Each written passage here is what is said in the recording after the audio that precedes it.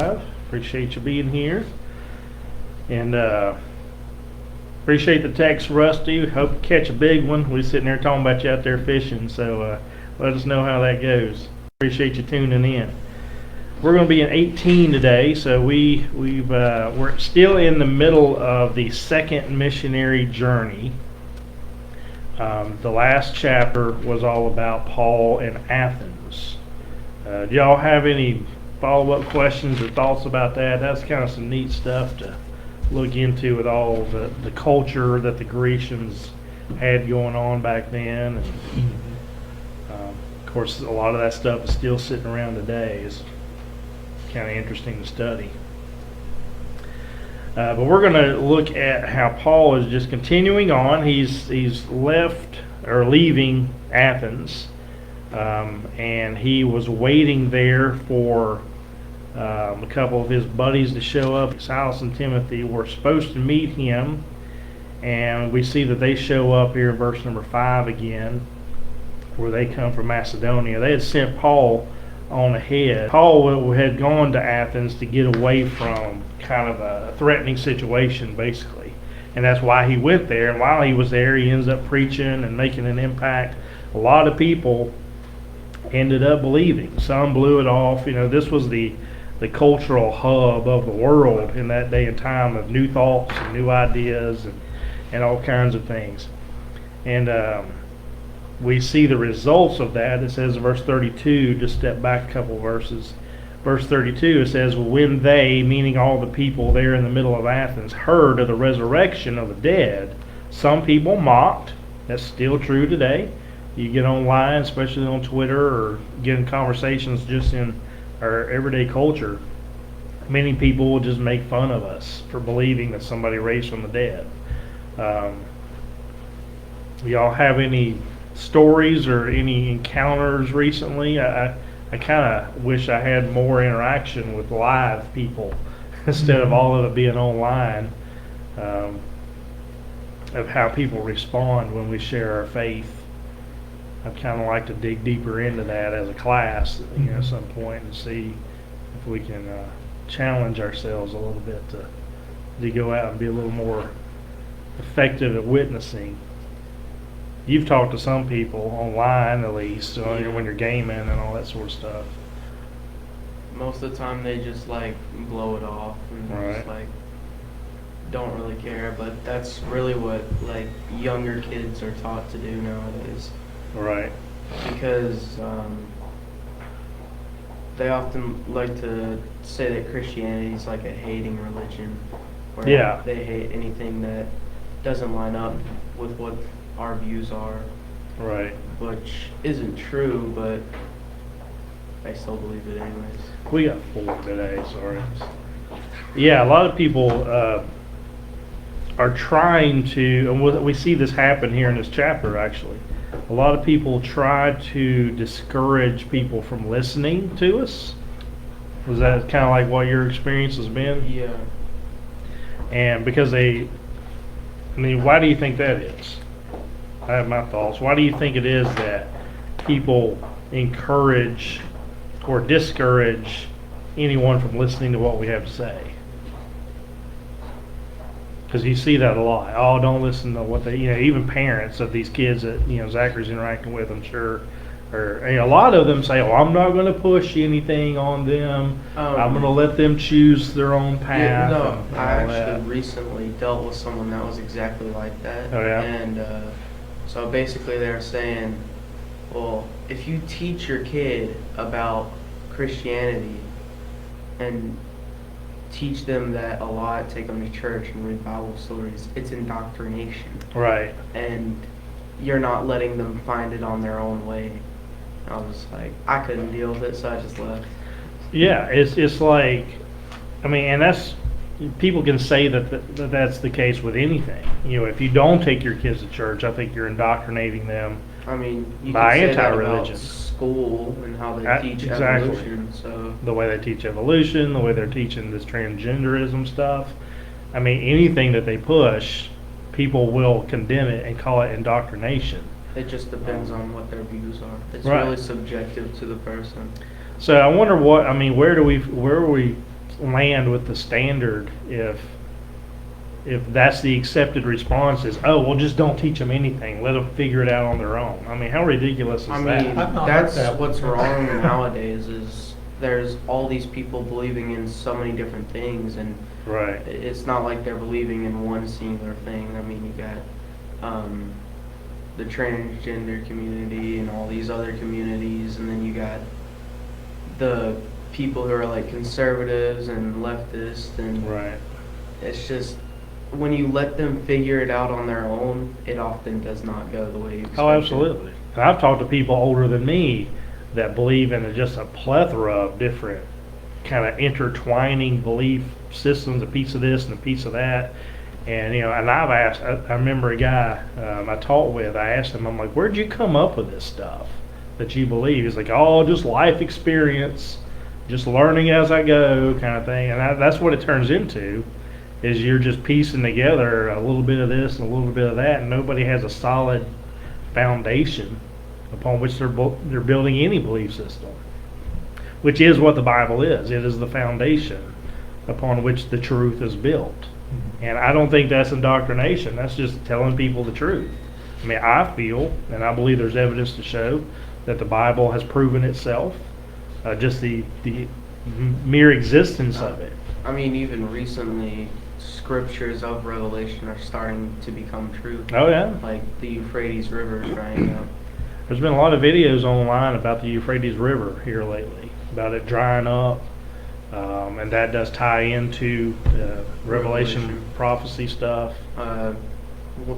Something about when it dries up, I don't know, a certain number of demons will be released and they'll kill off a third of humanity. Yeah, in the middle of the tribulation is when the demons from hell are released from underneath the Euphrates River. And they're already, and even in the secular world, they're noticing that this river is drying up already.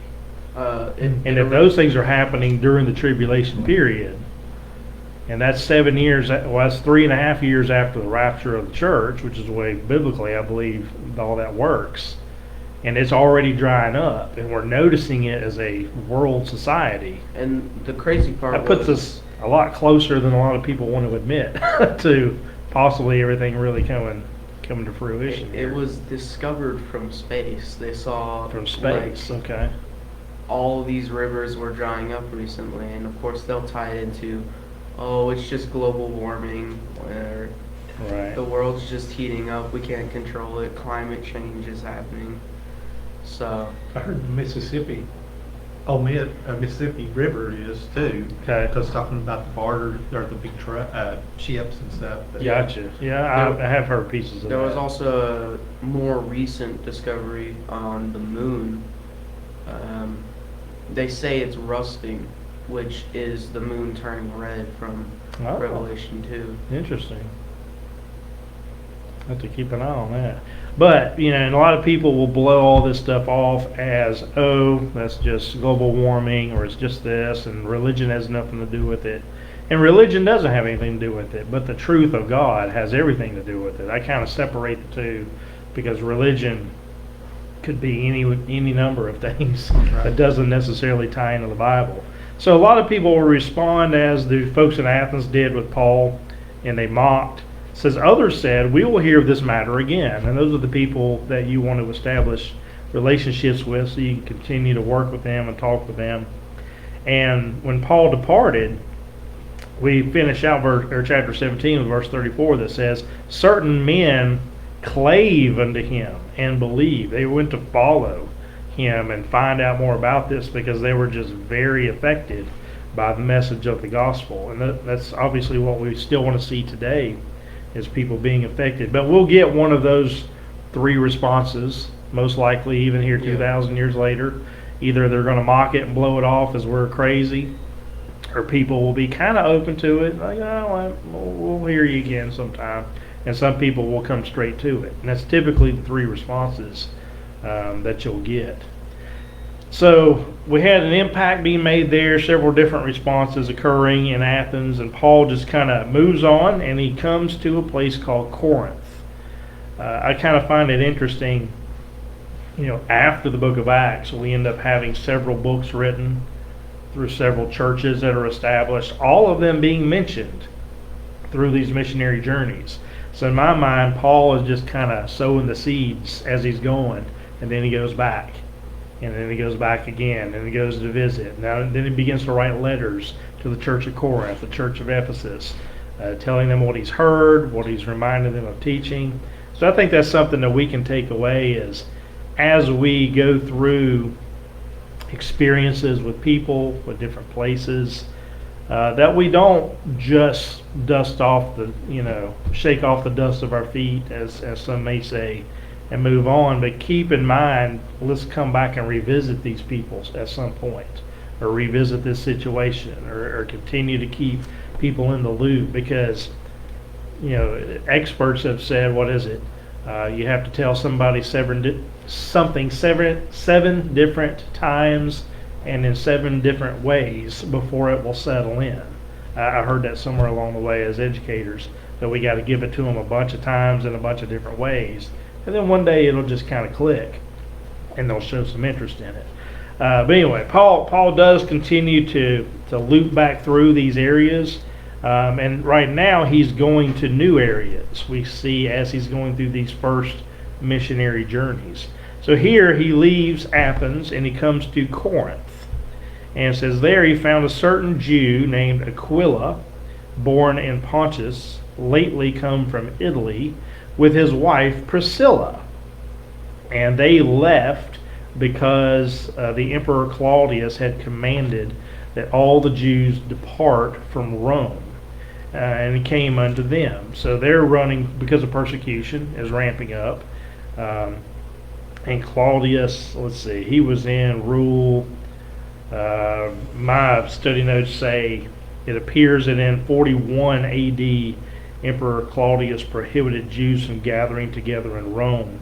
Then in AD 49, he expelled them altogether, probably because the earlier measures didn't work. So we're looking at about the year 50, 51 maybe right now is the best I can kind of place this. So that makes sense. Historically, Emperor Claudius was doing those things against the Christians. And so they were also coming here. They all end up in Corinth, happened to be there at the same time in the same place. And it says, because he was of the same craft, he abode with them and wrought, for by their occupation they were tent makers. So this is where we find out what Paul's skill was. Not only was he a persecutor of Christians, a religious or a political leader in his day, but he had a craft that he did either as a job or on the side, or I don't know exactly. I'm assuming at this point I've heard it tell that this is how he made his money after he's left Rome. He's left all of the security that he had, that this was probably how he made his money along the way, was making tents. And we find out Aquila and Priscilla were also making tents, and that's how they kind of bonded.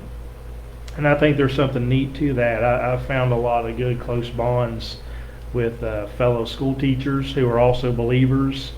Anything you can get into. I'm sure there's some gaming. There was a guy, the very first church job I took when I came here was a music position.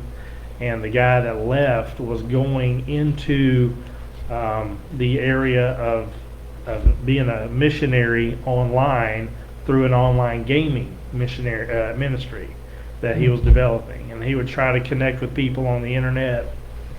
And in the midst of just playing games, he would spark up conversations about Jesus and try to get people to talk about that and all that sort of stuff. I've actually seen a few videos that are similar to that. I'll just be playing any game and spark up a random conversation. It does work most of the time. Yeah, that's what this guy was doing. So he was kind of venturing off into that, and that was back in 2015. So that's been 7 years ago. So it's kind of funny. His brochures had a picture of Jesus with a headset on and a game controller. I thought that was a little bit weird, but as long as he's reaching people, I guess that's the main thing.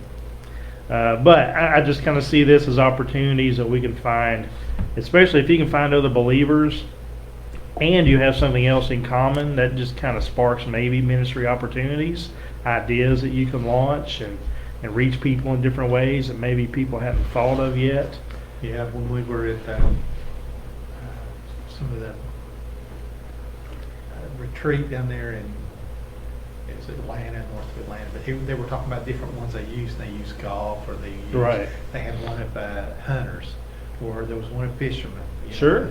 There's one in Jonesboro that they're big on guns. you Right. know? So it's Well, that's the whole basis of the Robertson family. I mean, they used his duck call business as a platform to launch a TV show for the eventual purpose of sharing the gospel.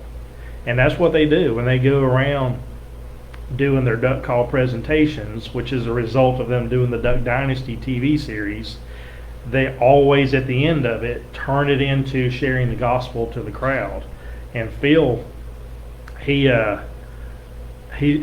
been in some places, and he said one night he was up there doing his duck call presentations, and he was basically in a bar, and he looked around and he had Budweiser neon signs and all this stuff, and he saw Budweiser, the king of beers, or whatever their slogan is, and he found that as an opportunity. He's like, I want to tell you about another king, and he just turned it into. He said, I cannot believe how quiet that place got. He said, talking about a party killer. He said everything just went south after that, and they just sat there, stared at me. Some of them got up and walked out. He said, but many of them sat and listened. He said, and I got to talk to some of them afterwards. Jace does the same thing. They use this as an opportunity to go into places that they're only there because of the duck call business, but then they find an opportunity and a way to turn it into sharing the gospel. It's kind of neat. Of course, now they have their podcast, Unashamed. mm-hmm. They're close to 600th episode now. They do these constantly. It's been about 3 or 4 years, and but they still are going around talking about stuff and getting invites to big cities and big group. Thousands of people will show up, and they'll tell them about Jesus every single time. It's pretty neat. They're on YouTube too. I guess Yes. they do it as both. Right, yeah, they do. I watch it I'm behind at this point, about 100 episodes.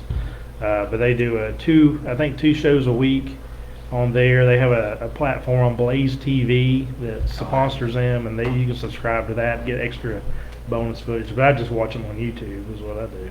But they make quite an impact, and doing more and more. So anyway, we see here that they had something in common. They came together. And Paul, we see verse 4 says that he reasoned in the synagogue every Sabbath and persuaded the Jews and the Greeks. And when Silas and Timotheus were come from Macedonia, Paul was pressed in the Spirit and testified to the Jews that Jesus was Christ. And this is kind of a pivotal moment that we see right here. And he says this again a few chapters down the road.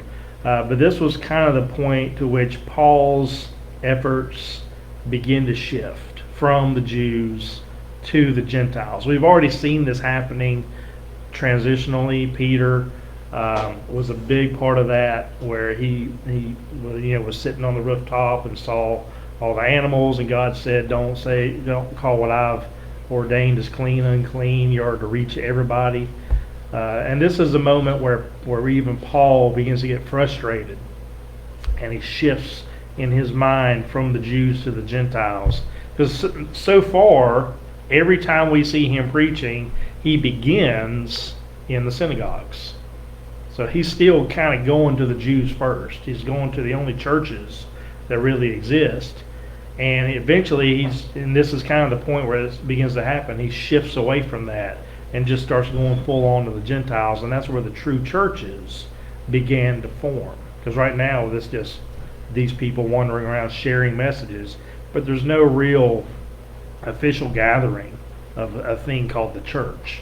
It's just people meeting in houses and roaming through cities and doing all this sort of stuff. But here's the point where this kind of happens. It says that he's testifying to the Jews that Jesus was Christ. And when they, meaning the Jews, opposed themselves, which means that they disliked what Paul was saying and blasphemed, he shook his raiment and said unto them, your blood be upon your own heads. I am clean. From henceforth I will go unto the Gentiles. Does your translation say anything different? Or? Well, I just used a couple of different words. Right. But, like shook his garments. Right. Or, Right. Yeah, but it's basically the same thing. Yeah, so he's just to the point now, he's like, okay, we're going to have to shift away because I'm wasting my time, maybe is what he's thinking. He's just tired of going to the religious people and the religious people shutting him down. So he's like, okay, I'm going to go to whoever's going to listen to me then. Mm-hmm. So he's shifting his focus at this point. It says, and he departed thence and entered into a certain man's house named Justus, one that worshiped God, whose house joined hard to the synagogue. Now that just means that his house was basically attached to the church physically. Like his house was right there near the main synagogue of the city. It says, and Crispus, the chief ruler of the synagogue, believed on the Lord with all his house, and many of the Corinthians hearing believed and were baptized. So already seeing some good stuff happening in Corinth. And spake the Lord to Paul in the night by a vision, be not afraid, but speak, and hold not thy peace. For I am with thee, and no man shall set on thee to hurt thee. For I have much people in this city. Of course, what's happened to him up to this point, every time things start getting really good, as he starts getting beat up pretty bad, stoned almost to the point of death, and persecuted. But God gave him kind of this little bit of insight. I think this is neat. That says, I've got a lot of people that believe in me here, and you're going to be able to do a whole lot more here than anywhere else so far.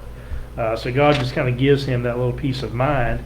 And it says that he continued there 1 year and 6 months, teaching the word of God among them. So he spends a whole year and a half after that moment just reaching people with the gospel.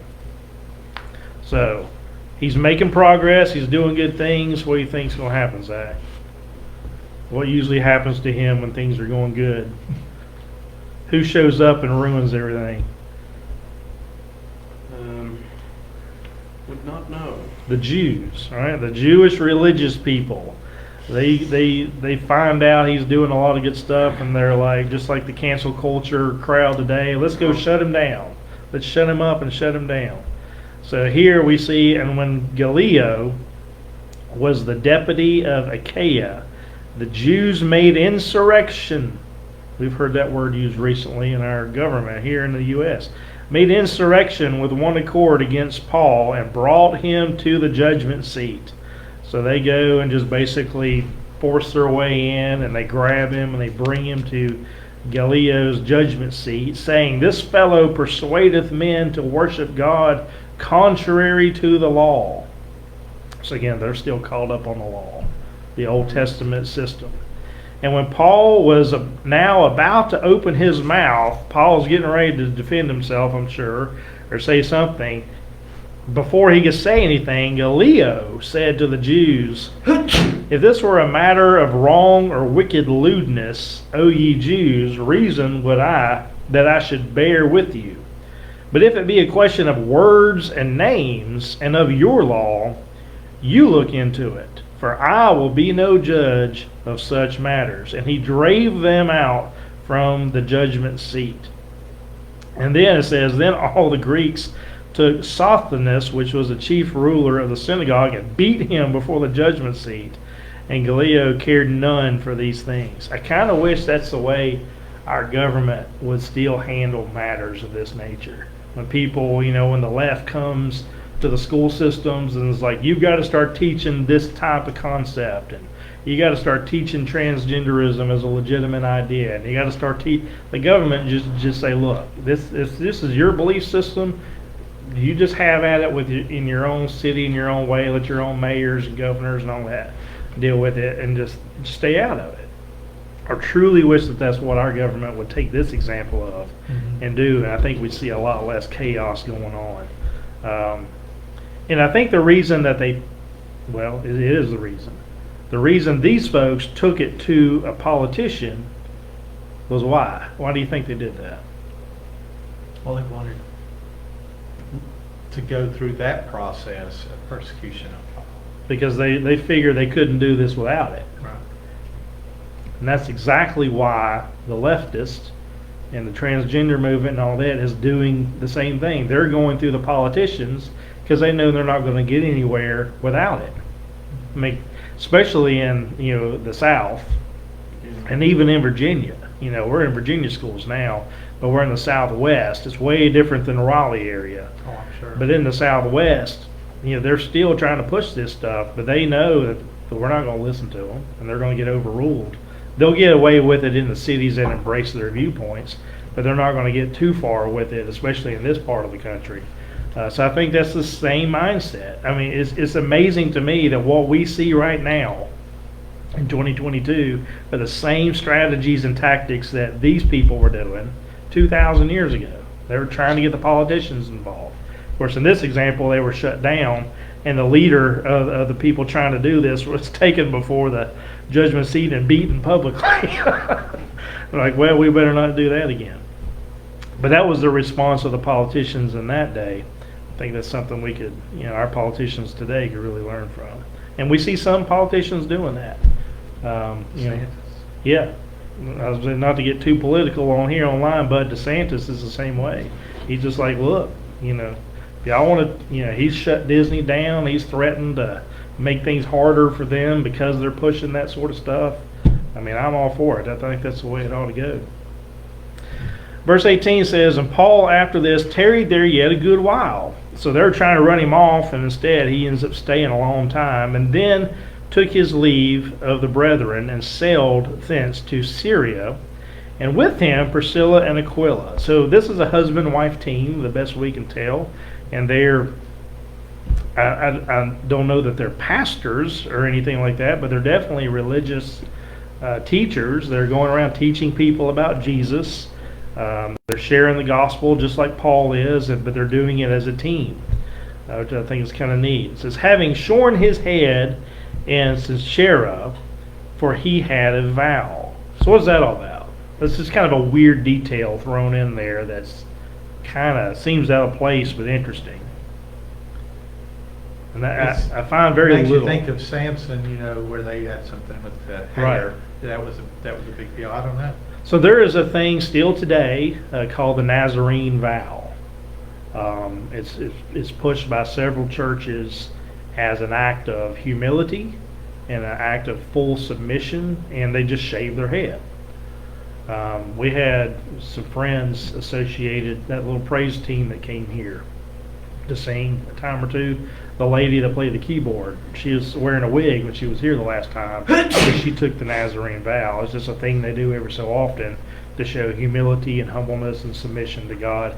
It's kind of a more Old Testament thing, but it's still practiced today. My grandmother always believed that her hair was her glory. Right, and that's what the Bible teaches. Yeah. So I don't see this as a Jesus teaching by any means. I've never heard him say anything of this nature to do.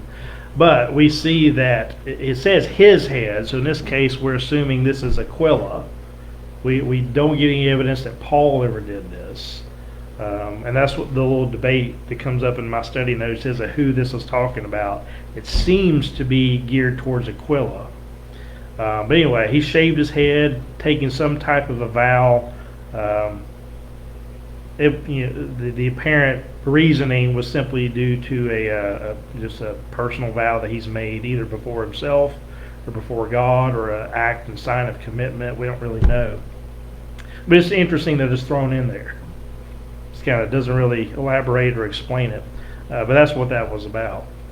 Verse 19 says, and he came to Ephesus and left them there, but he himself entered into the synagogue and reasoned with the Jews.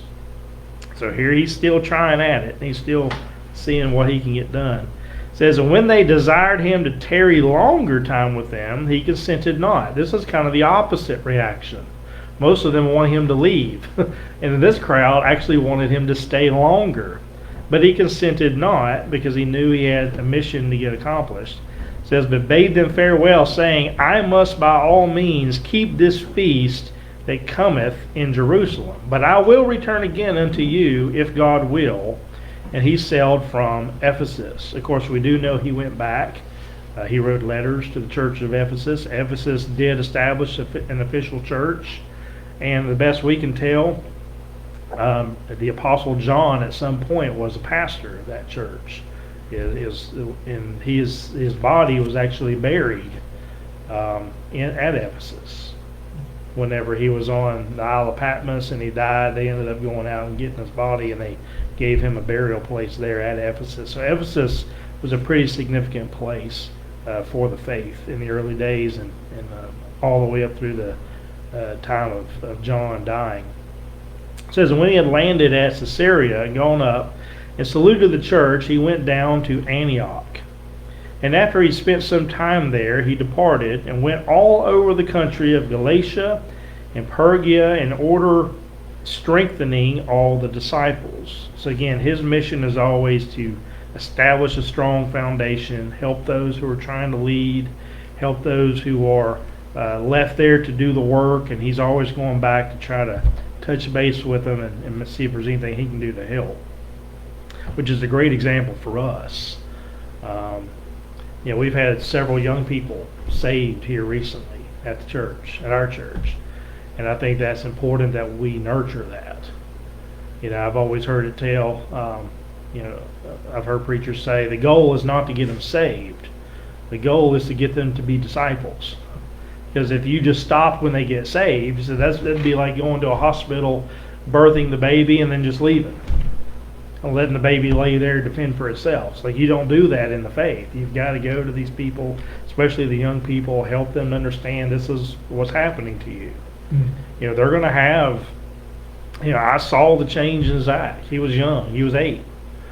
You're 14 now, but I can tell a difference in his life.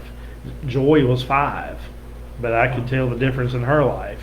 Faith even said the night she got saved, she's like, I just feel so much different now. And you've got to nurture that, because it's a weird thing, especially for a child, to all of a sudden have the Holy Spirit living within them. I mean, did you understand all that when you were 8, 9 years old? Not completely. Right. So what do you think helped you to kind of channel that and figure that out? I mean, at that time, it was like the middle of Bible school, right? Right. So Yeah. that slightly helped. Just being in class and hearing. Yeah. And probably being raised in a home that nurtures the Yeah. teachings of it. It's not indoctrination. It's explaining this is what's going on to you. This is what this means, and this is how you handle it. This is what you do with it. And I think that's a very important thing that we need to do with these young people here at the church, and anybody that we witness to and bring to Christ. We got to have that connection back to them. Paul never abandoned anybody. He continued to go back around and make sure that they were okay and strengthen them. That's what it says there. And verse 24 says, and a certain Jew named Apollos, born at Alexandria, which is in Egypt, an eloquent man and mighty in the scriptures, came to Ephesus. So here they all end up in Ephesus. We got Paul, we got Aquila and Priscilla, and now we've got this guy named Apollos, who's all the way from Egypt, come up to Ephesus, and they're all kind of there at the same time. It says, this man was instructed in the way of the Lord, and being fervent in the Spirit, he spake and taught diligently the things of the Lord. Here's kind of an interesting plug that they just throw in here, knowing only the baptism of John. So he hadn't fully grasped the baptism of Jesus yet. He evidently was well versed in it. He knew of the gospel. He knew of Jesus. He was teaching the things of the Lord, it says, but he only knew of the baptism of John. And he began to speak boldly in the synagogue, whom when Aquila and Priscilla had heard, they took him unto them, and I like this phrase, expounded unto them the way of God more perfectly. So that's another example of it's okay to do that. I mean, I've been pulled aside. When I first started preaching, I don't think I was preaching anything wrong, but there's a better way of explaining it, maybe. I got we used to sing. We went around the singing quartet that I was in, and that's when I started preaching. It was during that time. And I was at a church, and I said it in a way, looking back at it, I probably wouldn't say it that way now. But we were talking about how Jesus, he spent 3 days and 3 nights in the heart of the earth. And Peter even talks about he went down and ministered to the saints. You've got Luke 16, the Old Testament, or that's in the New Testament, but the Old Testament idea of paradise, where the people in hell could see the people in paradise, and they were both in close proximity to each other on a spiritual level, I guess, but they couldn't get to each other. So that's the direction I was going, is Jesus went there to basically minister to the saints, and of course when he resurrected, they also resurrected, and everybody went to heaven. That's the way I understand how the Bible teaches it. So I just said something of the effect of Jesus split hell wide open so that we wouldn't have to go there. And I wasn't really meaning he went to hell. And some people believe he went to hell. I was talking to a kid in class the other day.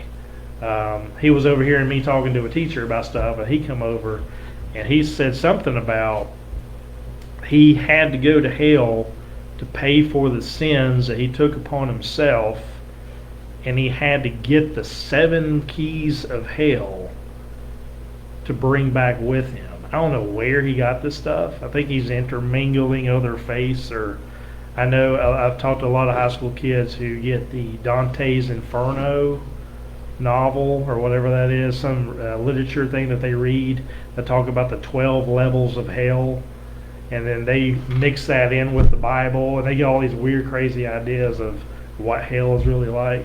But he was saying something of that nature, and public school or not, I kind of pulled him to the side. I'm like, well, show me where that's at in the Bible. It's kind of my strategy, and he couldn't find it. He was like, well, and he found a couple of passages. I'm like, where does it say something about 7 keys? And where does it say he actually went to hell? And he couldn't find it in there. He's like, well, maybe I'm wrong about that. But I think it's okay to do that with people in a loving way. If you hear them teaching something that's off, that's my strategy, is where is that at in the Bible? To force them to go to it and find it, or to realize, well, that's not in there, and I'm just teaching it because of whatever reason. And that's people's greatest fear when they have to go out and witness. They're afraid they'll be asked a question they can't answer. Right, exactly, yeah. So I've got another book coming out in a week. I'm going to have them here that talks about that, of how you can witness and not get derailed. It's a very intentional process of keeping focused on the topic at hand. But yeah, that does discourage a lot of people from going that direction. But yeah, I talked to this kid, and these guys pulled this man aside. I'm like, well, you've got some of this right, but let's talk about this other thing and get this a little better solidified. And that's why it says they expounded unto him the way of God more perfectly. It says, and when he was disposed to pass into Achaia, the brethren wrote, exhorting the disciples to receive him, who when he was come helped them much which had believed through grace. So this guy ended up becoming a very good asset to the church. Again, his name was Apollos, from Egypt. Alexandria is where he's from. And once they kind of ironed out a few of his teachings, he became a very great asset to the church.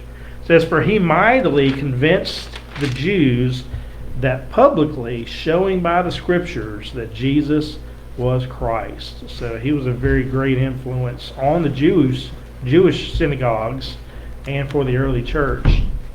So I always take things like this as an opportunity to be encouraged that, just because we may not know it all, there's other people out there that can help us straighten it out, and we can go on to do great things. That's what I'm hoping to do in 2023, is be more effective at witnessing and talking to people, and just because I think we're getting closer and closer to, obviously we are, just mathematically that's the way it works, but I just think it's really, really close. I mean, you're seeing the stuff about Mississippi River, the Euphrates River, just the technology that's ramping up. We were watching a video Friday about this Neuralink that Elon Musk he's actually seeking out permission from governments to begin implanting these Neuralinks in people's brains. It's a product that he's developed. It's a little computer chip, about the size of a coin, and he's got a robot he's already done several of these on a private test base. But his robot arm cuts a little piece of your skull out and puts the chip in its place, and there's these little wires that get put down into your brain. They just show it into different areas of your brain. And then it's able to send electrical signals, and eventually you're supposed to be able to communicate through it. Tap into the internet, download information, and learn things you don't know already. But right now, the point of it is to stabilize thoughts and memories, to help Alzheimer's patients, to help people with depression, certain signals and chemicals that should get released aren't getting released to keep people mentally balanced and all this. So that's the way it's being pushed right now. So look at all the health benefits and advantages, but you know where this is going to go eventually. Mm-hmm.